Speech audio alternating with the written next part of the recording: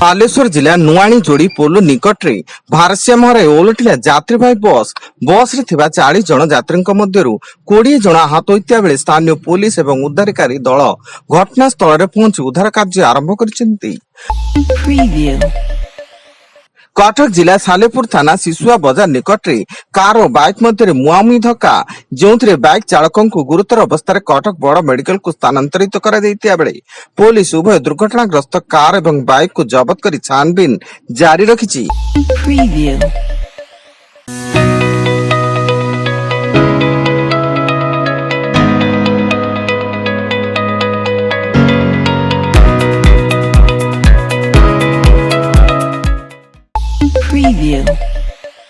रायगड़ा कलाहांडी सीमांत जगतपुर अंचल 3टी टिफिन बोमा और गोटे प्रेसर बोमा उद्धार कर निष्क्रिय करिछि जिला पुलिस और सीआरपीएफ बोमा उद्धारकारी दल एवं सीमांत 4टी बोमा मिलवा पर कॉम्बिंग ऑपरेशन को जोरदार करा जायछि। फुलवाणी टाउन थाना पुलिस एक गाड़ी चोरी राकेट ठाब करने सह 2 बाइक 2 स्कूटर और गोटे ऑटो रिक्शा सह गोटे आईफोन जबत करिछि एवं एही मामलार संपृक्ति अभियोग रे जणे नाबालक समेत 3 जन को गिरफ्त करिछि police.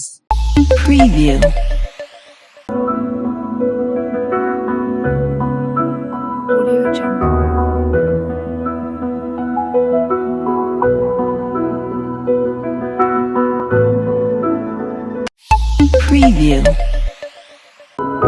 Audio Jungle.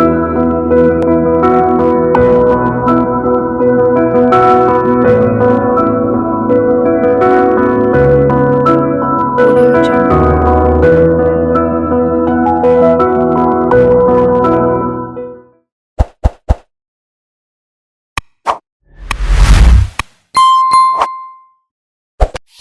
Preview.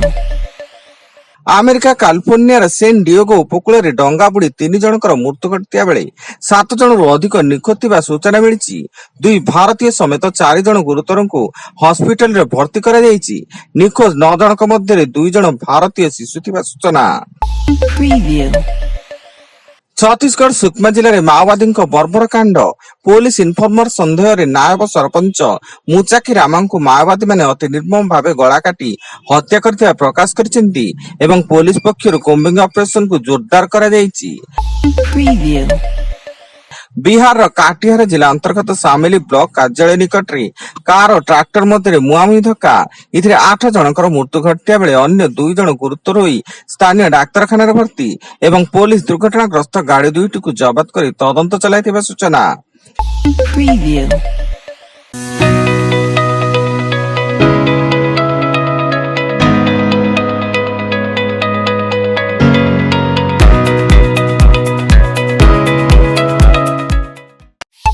Preview.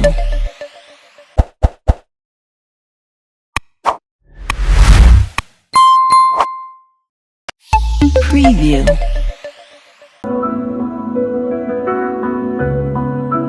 Audio Jungle.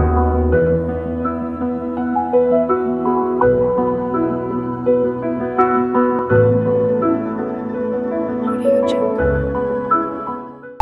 Preview. Deogarh जिला नुआ भूई गाँ निकट में यात्रीवाही बस को धक्का देला ट्रक दुर्घटना रे 10 जनरू अधिक आहत होइता बेले 2 जन गुरुतर आहत को हॉस्पिटल रे भर्ती करा जायछि। उक्त बस टी देवगढ़ रु संबलपुर अभिमुखे जाउतला एवं खबर पाई पुलिस और उद्धारकारी टीम घटनास्थल रे पहुंची उद्धार कार्य आरंभ करिसेंती। आसंता मे 8 रु राज्यर विभिन्न सहर तापमात्रा 2 रु 4 डिग्री पर्यंत वृद्धि पाइब एवं सुंदरगढ़ झारसुगुड़ा बरगढ़ संबलपुर सोनपुर बौद्ध बलांगीर टिटलागढ़ सहर तापमात्रा 40 डिग्री अतिक्रम करिब एने आंचलिक पाणीपाग विज्ञान केन्द्र पक्षरु पूर्वानुमान होइछि। एवं भद्रक जिला पुराना बजार थाना अंतर्गत हलदी डी निकट स्थित बेआईन बाण तैयारी और गच्छित थिबा गोदाम रे अग्निकांड घटी भयंकर विस्फोरण होइछि। एथिरे काम करुवा 5 जन कर्मचारी गुरुत्व भद्रक मेडिकल रे भर्ती।